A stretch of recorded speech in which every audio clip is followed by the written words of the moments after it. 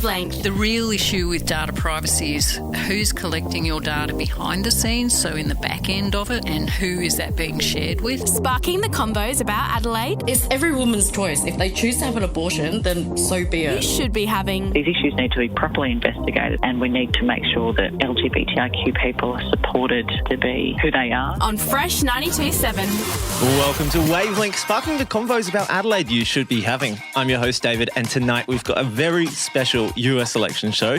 So joining me tonight is our resident political expert, Hamish. How are you doing, man? This week is going to be insane. Oh, yeah, dude. It is going to be crazy. Man, I'm excited. I'm nervous. It's just, I think the good thing about being an Aussie is that we can watch it from a bit of a distance. I know. And kind of just have this detached enjoyment. It's such a privilege to not have to deal really that much with it. Yeah, that's it. Exactly, man. It's going to be like just watching the latest episode in my favourite political thriller, the US election. My favourite political thriller called 2020. Yes, that's it. Oh, man, I can't wait to see how they finish it off. I have such high hopes for the climax. It's the perfect Halloween flick. Yeah, that's it. As long as they don't leave us on a cliffhanger.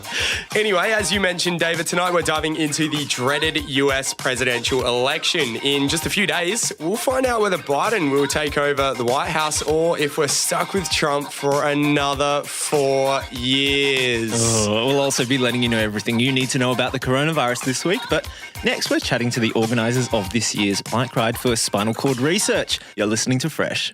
Wavelength. Welcome back to Wavelength, sparking the convos about Adelaide you should be having. Before we crack into our coverage of the US election, which is literally this week, believe it or not, Ash has had a chat with Dr. Ryan Doig from SAHMRI. Dr. Ryan is a specialist researcher into spinal cord injuries, and this month, SAHMRI is raising money for the very important research they do at the centre with a 3-day bike ride. Wavelength on Fresh 92.7. Dr. Ryan Doig has been working for SAHMRI for a number of years under the Neil Saxey Foundation. Shortly after he graduated from university, Neil started the foundation after a bad collision on the AFL pitch left him unable to walk. His mission was to help better the lives of those living with a spinal cord injury. Basic research, so our sort of discovery, benchtop research, trying to find out new things to cure or different targets, and we also do like clinical research. So we've got a couple of clinical trials that we're running as well. Tell me about Project Discovery and what you're doing in that and this big bike ride that's coming up in November. Yeah, so the bike ride itself, the Project Discovery Classic, it's a 3-day bike ride that we do. We've been doing it for 5 years now. This is only my second ride. I started it last year. Basically, it's 30 bloody cyclists, as I like to call them. We go on a 3-day ride. We go to different places. So this year we're going through the Barossa and back. So these 30 individuals raise money for spinal cord research for the Neil Saxey Centre. The ride itself is named after a project that was one of the first projects the Neil Saxey Centre funded or, started, which is Project Discovery. Basically, that's a clinical trial that we've got up and running, which is basically finding better ways to diagnose spinal cord injury.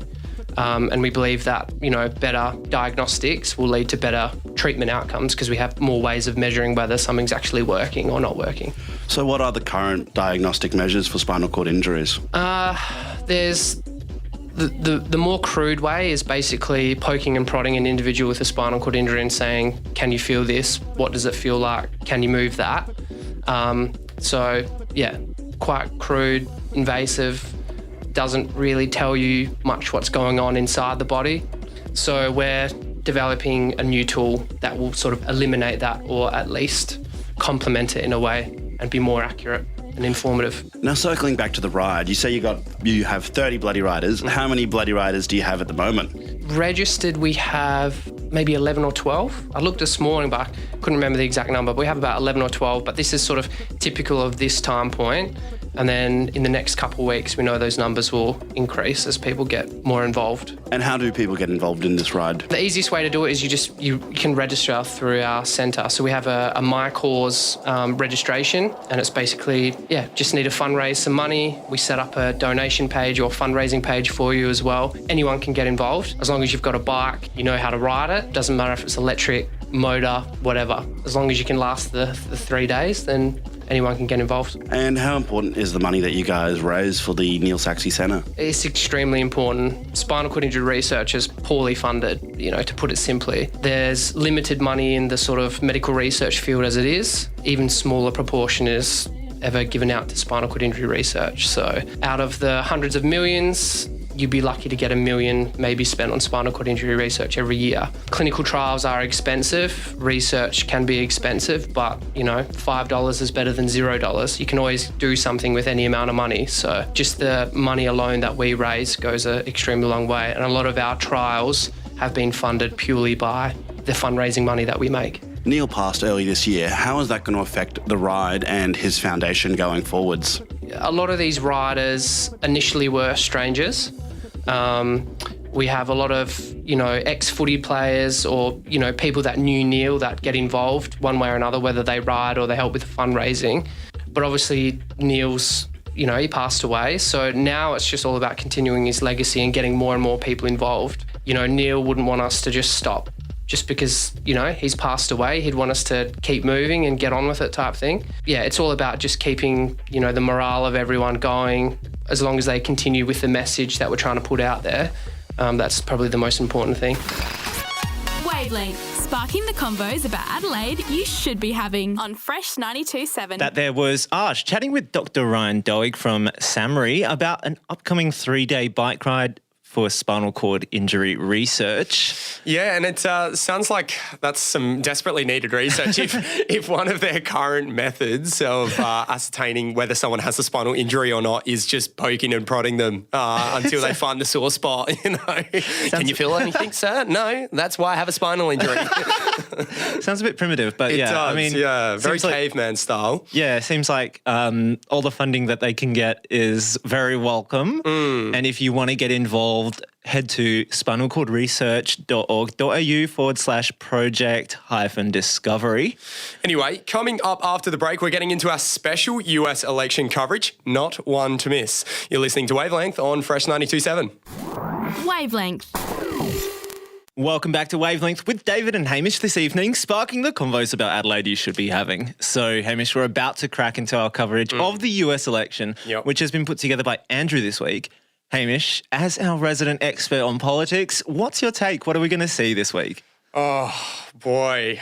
It'd be better off asking what aren't we going to see at this point. No matter what way it goes, I can guarantee it is going to be an absolute shit show. It's going to be a nightmare. First, Andrew spoke with Dr. David Smith of the United States Studies Centre at the University of Sydney to work out just how the confusing elections take place over in the US of A. Wavelength on Fresh 92.7. Well, it's finally here. 4 long years after the last one, the US presidential election finally kicks off this week. Tens of millions of Americans have already voted, and as we know, despite the polls showing a fairly easy win for President Donald Trump's opponent, it could swing entirely the other way. So what's the election got in store for us, and could it be a bit more drawn out than we think? Well, to find out more, I spoke with Dr. David Smith from the United States Studies Centre at the University of Sydney, and I began by asking him just how the US electoral system actually works. The president is directly elected, but it's not just a simple popular vote. Every state gets a certain number of votes, roughly based on how much population they have, and whoever wins that state gets all of the votes in that state. Most states pretty consistently vote one way or another. So it always comes down to a few swing states. Florida, which is a big, closely politically divided state, is a perennial swing state. This year, Pennsylvania is a really important swing state. And that's why we see nearly the entire election just being fought in a handful of states. It is possible under the US system for one candidate to actually get millions more votes across the country than the other candidate, but to still lose the electoral college. So it's kind of a convoluted system, but that's the system that they've got, and it looks like that's the system they're stuck with. You sort of mentioned there perhaps having more votes overall in the popular vote. That was the situation in 2016, wasn't it? That was the situation in 2016. So Hillary Clinton won the popular vote by 2.1%, which amounted to nearly 3 million more votes. But Donald Trump still won the election based on razor-thin margins in 3 Midwestern states, which were Michigan, Wisconsin, and Pennsylvania. Something like that could happen again this time. You know, Joe Biden is very, very popular in places like California and New York, so he could rack up margins of millions there, but they don't really matter. Once he's won those states, it doesn't matter how much he wins them by. One of the reasons why these swing states are so important is because they are always so close. It's certainly been a contentious campaign. What have been some of the key stories of the campaign so far? The key story is the way that this has all taken place in the backdrop of the coronavirus, and the fact that Trump has continued to wage his campaign style, which is all about having these large rallies. They're slightly smaller now and they're being held outdoors, but still continuing to have these rallies even after he got the coronavirus himself. While Joe Biden has waged this really low-key campaign, we've never seen anything as low-key as Biden's campaign. He spent a lot of time at home. When he has events, they're always really small. He's doing a lot of things remotely. He's still putting a lot of money into things like TV advertising, but he's not generally physically out there in the same way that Trump is. So we're seeing a real contrast in styles. But I think the big story of this election is it's a referendum on Trump. And Biden is quite happy to let it be a referendum on Trump, which means he doesn't need to put himself out there as much. He's probably relying on a very big anti-Trump vote, which is compounded by the way that Trump has really mishandled the coronavirus. And as we're heading into the last week of the campaign, coronavirus infections and hospitalizations and deaths are rising again. And when Trump himself got infected with COVID, you saw him take a sharp dip in the polls because it really just brought home the consequences of the irresponsibility that he has shown towards the virus. So I would say overwhelmingly the coronavirus is the main story of the campaign. So the president's been mentioning mail-in ballots a lot in terms of voter fraud. Why is he going so hard on this? And do you think any of his concerns are actually genuine? No, none of his concerns are genuine. This is something that he's been talking about for a long time. Republicans have often claimed throughout the years that there is widespread voter fraud in the United States. There's just no evidence for this at all. There is a tiny bit of voter fraud, a really negligible amount, never enough to actually change an election. But the kind of widespread, systematic voter fraud that they're talking about just doesn't exist. This time around, Trump is claiming that all of the voter fraud is going to be in mail-in ballots. This is part of a strategy to delegitimize the election result. Because he has complained so much about mail-in ballots, there's a huge discrepancy between the number of Democrats and the number of Republicans voting by mail.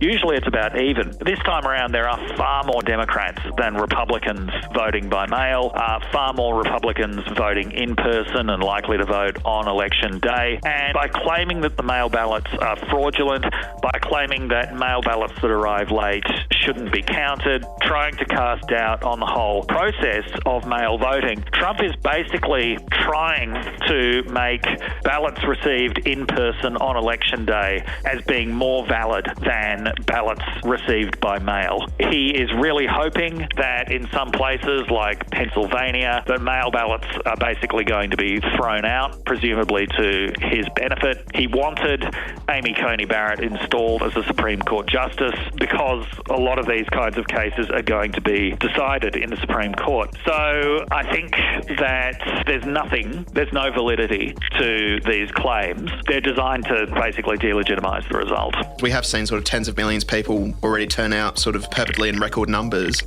That sort of spurred in a way by his claims of voter fraud that, you know, people want their vote to actually count in case there is any? Yes, absolutely. This is why we are seeing so much early voting at the moment. People want to make sure that their votes arrive before the deadline, because there's a serious danger that votes that arrive after election day could be thrown out on the order of the courts. People are worried about intimidation at the polls, and they're worried also about the uncontrolled spread of the coronavirus. So I think one of the reasons why we are seeing so much early voting this time around is that people are doing everything possible to get their votes in. One of the common criticisms of Joe Biden is his age and sort of allegations from Republicans that he's senile. Is there any validity to this? Sort of, do you think Biden is too old to be running at all? Look, I'm not happy with a situation where you have two candidates in their 70s running, and where last time around it was two candidates of a similar age as well. You know, the median American is 38 or 39 years old. I don't think it's a particularly good thing for the country that this one generation dominates politics so much. But I don't think that Biden is physically or mentally unfit to be president. The fact that he has a stutter often makes it seem like he's struggling. He's not. I mean, he's an old guy, but Trump is as well. And there have been surveys done on people's views of the candidate's mental fitness. If anything, Trump is the one that they've actually got concerns about because of the way that he's acted during his presidency. But no, I don't think that there's any validity to those claims about Biden, although I also don't think it's ideal that both of the candidates are in their mid-70s. Do you think we could see people like Pete Buttigieg in the future become candidates? Yeah, well, I really hope so. I really hope that on both sides we see a much younger bench of candidates. People in their 30s, 40s, even 50s would be sort of considerably a generation below those who currently dominate politics. And yes, I think that we are going to see that. I think in the Democratic primary last time around, we saw quite a lot of younger contenders who we would expect to come back for the future. I mean, Buttigieg was a complete kind of novice going into that race. He'd only been the mayor of South Bend, Indiana. He was never going to win, but I think he's positioned himself very well for a future run. I would also hope to see much younger candidates on the Republican side as well, and I think that we will, because in the 2016 election, Trump was up against a lot of much younger candidates, and some of those are going to come back, and I think even younger candidates will come through. So I do hope that probably next time around we're going, or maybe not next time around actually, because frankly, if Biden wins this election, Trump's probably going to run again on the Republican side, and he could well win again. But let's just hope that by 2028 we're seeing younger candidates. Donald Trump has been very unclear on whether he would commit to a peaceful transition of power if Joe Biden wins. Would you expect there will be a smooth transition if Trump loses? There could definitely be road bumps in the process.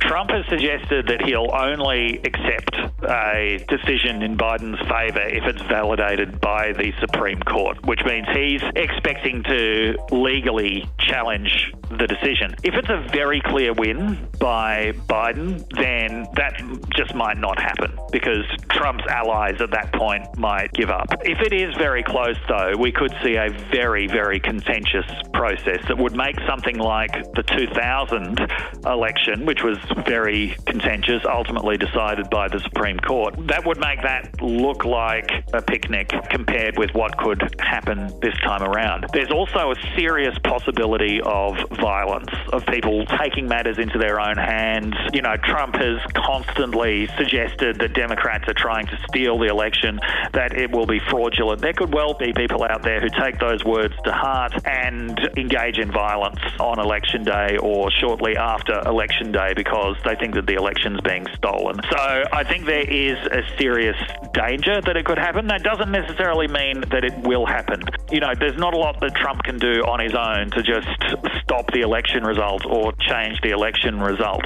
As I say, if it's a very clear result, he might not have any allies who are willing to go along with it. But if it's close, then I expect it to be very, very contentious. And so while I have you here, would it be too soon to get your tip for the big day? It's very hard to make predictions this time around, given what happened last time around. So just looking at the polls, you would have to say Biden is in a very strong position. In the national polls, he has leads of 8 or 9 or 10%. But, as we mentioned, it's decided at the level of the Electoral College, where a lot of his leads are much closer. In these two really critical states of Florida and Pennsylvania, Florida, it's a 2-point lead according to the polls. Pennsylvania, it's a 5-point lead according to the polls. If the polls at the state level are as wrong as they were last time, Trump could potentially win those states and could win the election. So, yeah, pollsters have tried to fix the kinds of errors that they made last time around, which led to them missing at the state level. But who knows what mistakes they're making this time around. The flip side of that is that it could be a much bigger Biden win than might be expected. So there's a lot of ways that this election could go. If you take the polls at face value, Biden's in a very strong position to win, and Trump probably doesn't have enough time to turn those polls around. But, you know, the polls are not votes. And after what happened in 2016, we always have to keep that in mind. Wrapping up, I asked David for his election tip, but he says guessing the winner is very difficult given the possibility of polls being incorrect. So overall, let's just say this election's definitely going to be one to watch.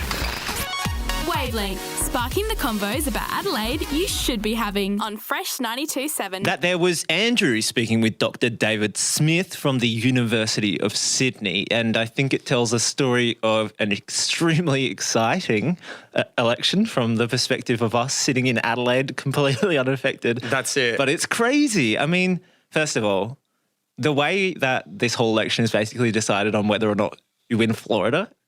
How is that even a system? Yeah, I know. Like you said, as I said, it's a few key states that, usually end up deciding the election. And that's why you often see the candidates campaign hard in those states and dedicate, 90% of their energy to those big swing states, because if you can get them, you can pretty much get the whole thing. Yeah. So, it's crazy. I mean, the whole system for electing the president in the United States is so horribly outdated and just so bizarre and so convoluted. And it's no wonder why people have such a hard time getting a grasp of it, whether you're Australian or even American.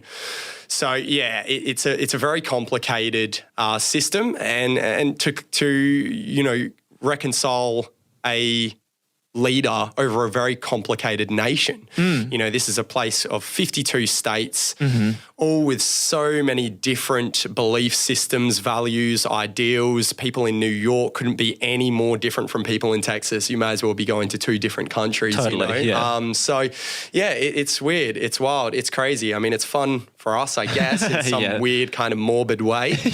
But I mean, I wouldn't want to be an American right now. It's going to be interesting. Anyway, later in the show, we'll be going to speak with an American living in Adelaide about what it's like to be a US citizen during this insane time, but so far removed from the action. But coming up after the break, Hamish will be letting you know what's going on in Australian politics this week. You're listening to Fresh. Wavelength. Welcome back to Wavelength. We'll be getting back into our coverage about the US election soon, but now let's throw to Hamish to let us know what the hell is going on in politics this week. What the hell is going on in politics at the moment? Wavelength on Fresh 92.7. As usual, we've got a lot to get through this week, so let's cut to the chase. The Labor government has returned to Queensland after a decisive victory in the state election over the weekend, with Premier Anastasia Palaszczuk winning a historic third term. The win will be a welcome positive point in an otherwise gruelling and difficult year for the Premier, who has successfully managed the COVID crisis in the Sunshine State throughout 2020. Meanwhile, AFL commentator turned politician Basil Zempilas has been forced to apologise for slurs made against the transgender community just 11 days into his new position as Lord Mayor of Perth. The media celebrity made the disparaging remarks on his morning radio show, and the swift outcry, including a petition to resign, quickly had Basil backing down, offering up the excuse that he had forgotten he was mayor at the time the comments were made. Also in the news, UK Prime Minister Boris Johnson urged our own PM to take bold action on addressing climate change when the two world leaders caught up for a chat this week. The UK government has set a target of zero net emissions by 2050, a target that is becoming a global benchmark, one our own parliament is yet to commit to. Finally, a new study has revealed that nearly 3 in 4 Australians trust the government to provide them with accurate information about COVID-19, while support for conspiracy theories sits at just 5% across the nation. And that's what the hell's been going on in politics this week. Wavelength, sparking the convos about Adelaide you should be having on Fresh 92.7. Thank you for that, Hamish. A lot to get through, obviously, but first of all, what I wanted to note about the Queensland election is I saw that there was a massive swing against the Pauline Hanson party, One Nation. Yeah. Thank God. Yeah, I know, finally. Goodbye, Pauline. Yes. And that's in her, basically her home state. Yeah. That's her home turf. Yeah, if she's lost them there, well, see you later. See you later. It's time to go. I also can't believe that the Lord Mayor of Perth was literally just became Lord Mayor. Yeah. How do you make a screw up so big just so early on? I know. Tell me about it. I mean, it's as far as excuses go, it's pretty piss poor, isn't it? And forgot I was Lord Mayor. Whoops. Yeah, I mean, is this the guy you really want in that position? I don't know. Good old Basil, though. That's really par the course for him. It's just another crazy week. You do such a good job, and every week I'm like, what is going on this tell year? me about it, dude. Seriously. There's always just, so much to cover, and I'm like, where do I begin? Anyway, stay tuned for more of our US presidential election coverage coming up after the break. But right now, though, you're listening to Fresh 92.7. Wavelength. Welcome back to Wavelength. Before the break, we heard from an expert in the US and what exactly is going to be happening this week with the US election. But we wanted to know just what the feeling is on the ground here in Adelaide. So who better speak to than somebody who can actually vote in the damn thing? Here's Andrew for more on that. Wavelength on Fresh 92.7. So we've heard how all this election stuff works and what the key issues are, but what's it like for the average person? Harrison, a dual US Aussie citizen, dropped by the studio to have a chat about all things election. So Harrison, we've all been seeing what's happening in the US this election campaign and how tumultuous it is. How's it all been for you personally as a dual citizen? Well, it's very frustrating watching from over here. Obviously, with as much as we've avoided coronavirus and as much as it is a lot tamer over here, it frustrates me that it's so tumultuous and so chaotic over there. And I wish I could do more to help, but I am also grateful that I have a little bit of distance from it myself. So have you voted in this election at all? I have voted. I voted both in the primary and in the general election. I voted in the Democratic primary. I voted for Elizabeth Warren. And obviously, because we're over here, I had to vote by mail. So I voted for that all the way back in probably December. And I voted about maybe a month ago in the election, in the general election, I voted for Joe Biden. Did you find that process difficult at all living over here? Well, elections over there very much from state to state. I'm from California myself, and elections in California are I don't know how transparent they are, but they're very accessible and very easy to vote in. So for me, it was very easy to get registered to vote, get my ballot, and have lots of information on most of the things that I was voting for. I opt out of voting for things like school board and, county assessor and things that really, really don't affect me all the way over here. I tend to vote just for larger law proposals and for statewide offices and obviously president. That's interesting, isn't it? Because over in the US, we're hearing a lot of reports of how difficult it is to vote in some circumstances, or with the president, trying to discount mail-in ballots and that sort of thing. Yeah, it's very chaotic over there. Some states have made it almost impossible to vote by mail at all. Like in Texas, they're not allowing people under the age of 65 to vote by mail due to COVID, and they're pretty much running their election as normal, which is very frustrating, and it seems like an immature decision to me. Like they should really just take the responsibility and let people vote in the safest way possible, because it's obviously not safe over there for people to be standing close together in line for 3 hours or for however long people were waiting in line to vote, even just to vote early.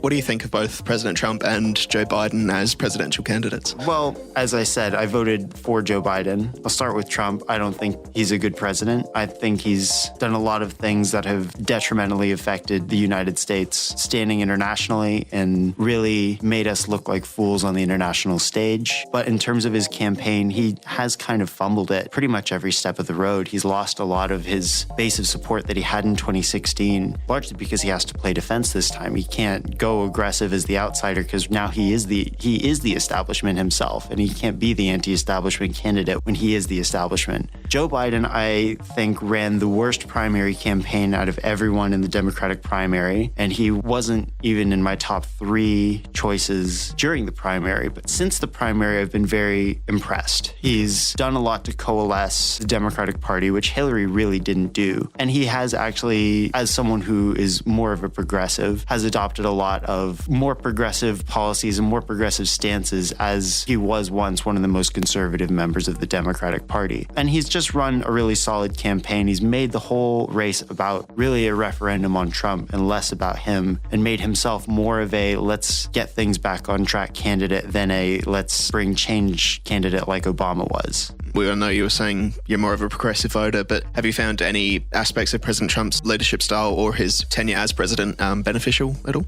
Everything has a silver lining, and I think the benefit that Trump has brought is that it's brought a lot of new faces to politics that may not have come out of the woodwork initially. And I mean that for both parties. A lot of candidates and a lot of people who have been elected are people that wouldn't have thought of going for those positions and have at least tried to do good things on both sides. I wasn't a fan of Mitt Romney when he ran for president. As a senator, I can support a lot of the things that he's done, and I can support that he's stood his own ground against his own party on a number of occasions. And then obviously there's the people like Alexandria Ocasio-Cortez, who never would have run had Hillary won the presidency, never would have been a national figure like she is now. Trump has enabled other people to step up and take leadership positions that might not have done otherwise. But as a candidate himself and as a president himself, there's not many positive things I can say personally. He's just very abrasive. He obviously doesn't know what he's doing, and he's enabling everyone in his own party to get away with things that they wouldn't be able to get away with otherwise, which is irresponsible. How big a part do you think COVID-19 will play and has played in this election campaign? It's the biggest factor in the election by far. The U.S. is maybe not the only, but the most harshly affected country by COVID in the world. And it's certainly amongst developed countries, it's been hit the worst. And a lot of that can be attributed not only to Trump not taking enough steps early on to limit the spread of the virus when it first came to America, but also incentivizing people to actively do the wrong thing. You know, incentivizing people not to wear masks, incentivizing people not to socially distance. And this has just made everything worse. I have family over there in California who are still in lockdown after 9 months, and they still can't leave their house without a mask. And they still, can't go and sit down at a restaurant because it's so bad over there. And a lot of people are just fed up with nothing being done. And that's truly the answer, is that nothing has been done federally. All the work that's been done to limit the virus is done on a state level, and even the states can only do so much. Do you mind me asking, have any of your family members actually been affected by COVID-19? They have definitely been affected. I don't know that if they've been infected, but my cousin's daughter had a case in her preschool class and had to isolate for 2 weeks. We've also had, people who've had house help or have had friends or neighbors who've had the disease and have had to isolate as soon as they found out, because obviously they live within close proximity to them. On top of the disease, all of my cousins in California have lost their work. They've all lost their jobs. My cousin with the kid in Illinois has had to start taking his master's degree online, which is very challenging for him, because he has a lot on his plate. He runs a business and he has a kid and he's trying to take his master's degree, and it's just hard for him to divide up all that time, especially with, having to distance and not being able to be places in person. And especially for a while, he wasn't able to see his daughter because the daughter lived with her mother and he wasn't allowed to see her because she was isolating. So it's been extremely difficult for them. I think it's fair to say that the political divide in America has been sort of hugely exposed and widened in the past few years. How do you think that's sort of affected the US overall and its reputation overseas? Well, its reputation overseas has definitely taken a hit. Just as an American living overseas, I get people treating me like I'm more of an idiot now than I ever did before. And I think a lot of that is just because the public perception of America has just decreased. And there are people here that like Trump and people here who approve of what he's done or, have their own opinions, and that's fine. But just the outright disrespect that he shows towards countries who have been close allies with America for the entire history that they have been countries. Like Australia has always been a close ally of America. And, 2 months into his presidency, there was a news report that he'd hung up on Malcolm Turnbull on their first phone call. Like, what are we supposed to understand understand about him as a person from that. Like, how's he supposed to make good diplomatic ties if he's just hanging up on other world leaders willy-nilly because he's butthurt? Like, that's not presidential. It's not professional. And you wouldn't get away with that in any other industry. You know, I work as a barista, and if I was upset by something a customer said and I just stopped making their order and stopped talking to them, I would be fired. And he's in a much more high-impact position than I am.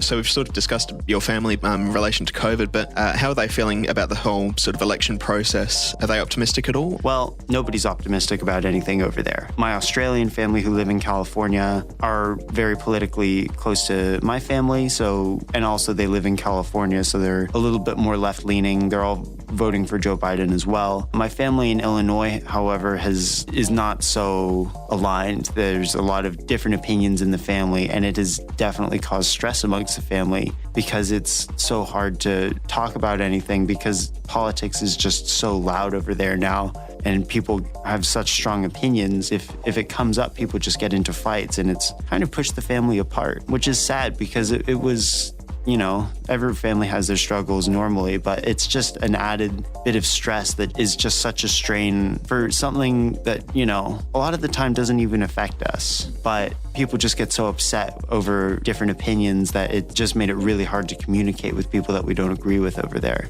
What would your election tip be for next Tuesday? Well, first off, it's Wednesday here because we have the dateline. But obviously there's an argument for both candidates. And the big argument for Trump is just that he's already won once before.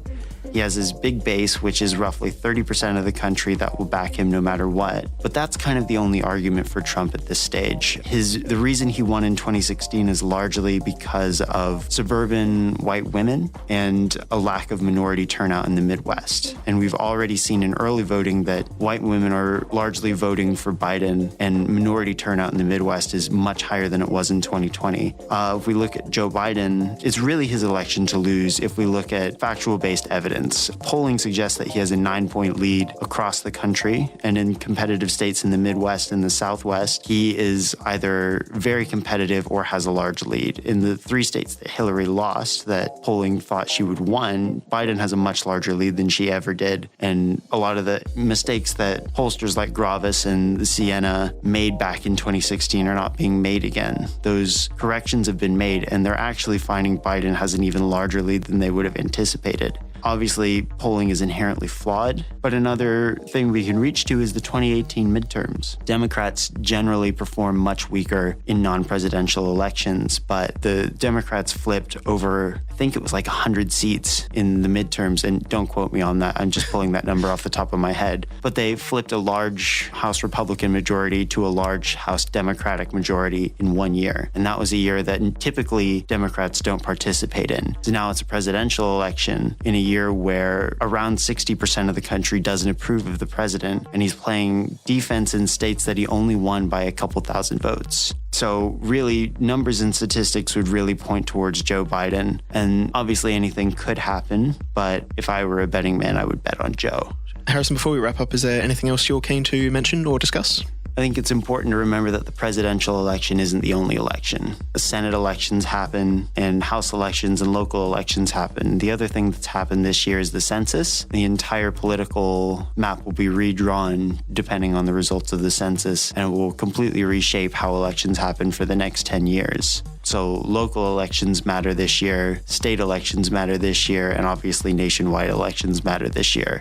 And there's lots of states that have never been competitive before or haven't been competitive for the last 30, 40 years are now competitive because Trump has become so divisive and has alienated a lot of people. Joe Biden's not the most inspiring candidate, but that's why there's competition. If he were, it would be a walkover. But, you know, this is what we said 4 years ago as well, so we'll have to wait and see. But, you know, always remember that the buck doesn't stop at the president. If Biden wins and Republicans maintain control of the Senate, there's not much he'll be able to do. And same with Trump. If Democrats win the Senate and Trump pulls out a victory somehow, I don't know what he's going to be able to accomplish because he'll be blocked at every turn, and he may even be impeached. Once Democrats have a majority and Republicans who don't like Trump all of a sudden aren't so incentivized to back him no matter what. especially with the recent Supreme Court confirmation of Judge Barrett. A lot of people who aren't approving of that, especially if they're libertarian conservatives who believe in personal freedoms, don't agree with a lot of Trump's policies, could push the entire Republican Party to a huge minority. Or alternatively, people just might not decide to vote in big numbers, which could give the Republicans a second wave. And that just remains to be seen. And there's no way we can know until the votes have actually been cast. All right, Harrison, thanks so much for coming in. Thank you.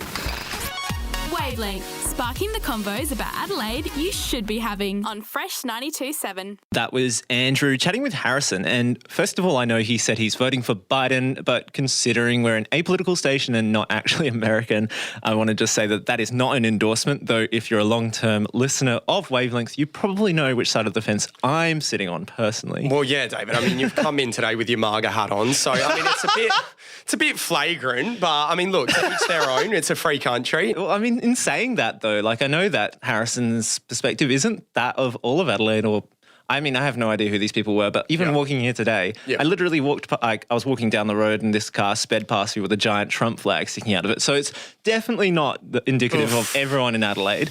But I mean, what he was saying, it just really, I guess, set the mood for how they must be feeling in America. I mean, that one grab he said, when Andrew asked if he's optimistic, he said, nobody's optimistic over there. I know, hey, it must be such a somber mood over there right now. It's just he's just killed off any optimism in that country anymore. And most of the population. Yeah, that's it, exactly. And it's just funny, you know, like he started his campaign, obviously, with that very famous campaign slogan of "Make America Great Again," and ironically enough, he's probably done everything in his power to put an end to American exceptionalism across the world. Absolutely. Look, whatever happens, it's going to be an interesting week. Yeah, I think it's funny how they said earlier that it's basically just a referendum against Trump. You could almost have an inanimate carbon rod campaigning against him and it wouldn't matter. Like, that's why Biden's basically run a very low-key campaign, as he said, because it almost doesn't even matter. You could put anyone in that position and it's really just going to come down to, it's not a choice of Biden or Trump. It's just Trump, yes or no. And all Biden needs to do now is not to screw up. He just needs to make no mistakes. And I think he's done a pretty good job of that so far. Whereas I feel like in 2016 with Hillary, she made a lot of errors. Like, she really made the Trump supporters angry at her. Like, really made people feel like she was better than them. Yeah, I don't think Biden does that. I think he's done a really good job at being unifying for the country, as being someone who is just a traditional Democrat. I think people will rally behind him. The actual US election is Tuesday, 3rd of November, which will probably be around Wednesday our time. So, yes, that's right. Yeah, I mean, we've got a couple of days. We'll see what happens. We've got a wild, 48 hours to get through. We certainly do. Well, thank you so much for that one, Andrew. You've done an incredible job with that one. Anyway, next Wavelength explains everything you need to know about what's happened with the coronavirus this week. But right now, you're listening to Fresh. Wavelength. Welcome back to Wavelength, sparking the convos about Adelaide you should be having. Right now, we're getting into our weekly segment where Wavelength explains what has happened with the coronavirus this week. Wavelength on Fresh 92.7. Globally, there are now more than 46.3 million confirmed cases of COVID-19. Europe has been facing a strong resurgence of coronavirus, with England, Germany and France all announcing a national lockdown to help curb the spread. The US is under stress, with Americans heading to polls as the nation suffers one of the worst weeks of infections. Almost 100,000 cases were reported yesterday, the most in a day of any country to date. Russia's daily tally recently hit a record high of 18,665. Slovakia has tested over half of its population as part of a 2-day mass testing in order to control the virus within the country. Of the 2.58 million people tested, 1% received positive results and will need to quarantine. Iran has reported its highest death toll in a single day, with with 434 recorded over the weekend. However, the head of the nation's medical council has come out and said the death toll is likely to be 3 times higher than what has been reported. With all the news of it spreading like wildfire, Aussies are faring incredibly well back home. The intense efforts to combat the spread in Victoria and New South Wales have finally paid off, ending one of the world's strictest and longest lockdowns in Melbourne. For the first time in 5 months, we've reported 0 daily community transmission. Looking ahead, Australian Health Minister Greg Hunt says that once a reliable COVID-19 vaccine becomes available, that healthcare professionals, aged care workers and the elderly will be the first to receive it. Until then, we'll do our best to stop the spread in the summer months ahead. Wavelength, sparking the convos about Adelaide you should be having on Fresh 92.7. That there was Miller letting you know everything you need to know about the coronavirus this week. You're listening to Fresh 92.7. Wavelength. Welcome back to Wavelength, sparking the convos about Adelaide you should be having. Right now, we've got our weekly segment called Heaps Good News. This week, Adrian's got the goods for us. I know there's gonna be Heaps good news on Wavelength. Like every week, here at Wavelength, we've dived deep into the world's news to find the most positive and uplifting stories to brighten your day. So let's get right into it. Firstly, NASA's spacecraft OSIRIS-REx has successfully landed on an asteroid for the first time in history. The asteroid, named Benham, is located approximately 200 million miles away from Earth, and it could contain debris that helped Earth's formation. It collected a 60-gram sample, which will be delivered to our planet in 2023. Next, crime plummets in Philippines against all odds during the COVID-19 crisis.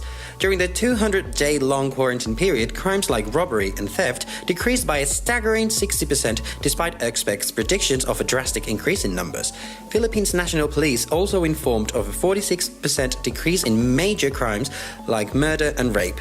The data continues to defy all expectations after the coronavirus crisis brought loss of livelihood and other economic difficulties. Moving on, after 45 years, the grey wolf has been lifted off the endangered animal list in the US. Indeed, numbers of grey wolves have soared over the last 4 decades, from under 100 refugees hiding out in the northeastern Minnesota and Michigan's Upper Peninsula to around 6,000 individuals. Now, some Australian good news. Weather gives a break to farmers in Bananashire, Queensland. After a long period of severe drought, rain has finally arrived to the region. The cattle farmers who need grass to feed their livestock have struggled with the long drought, but their wishes have been granted since last Wednesday when it started raining. Bananashire Mayor Nev Ferrier hoped the rain would be drought-breaking but not cause any floods. And lastly, a plan to store some of the world's most endangered corals at a facility near the Great Barrier Reef would enable conservationists to revive damaged reefs in the future. The proposed biobank facility in Port Douglas would allow marine biologists to store, study and breed from endangered corals. The Noah's Ark scheme was inspired by Norway's global seed vault and could double as a tourist attraction. Wavelength, sparking the convos about Adelaide you should be having on Fresh 92.7. Thank you for that, Adrian. Anyway, that brings us to the end of tonight's show. Thank you so much, Adelaide, for listening in, and thank you for joining me, Hamish, on this amazing US presidential election special. Yes. No, thank you very much for having me. This is a topic I get very excited to speak about, and it's good to worm my way back into the studios once again. It's good to have you. Yep, so make sure you obviously subscribe to the Wavelength podcast on Apple Podcasts, Spotify, or anywhere else you get your damn podcasts. You can listen back to our old episodes right now, and you'll be the first to know when tonight's episode goes up. Wavelength.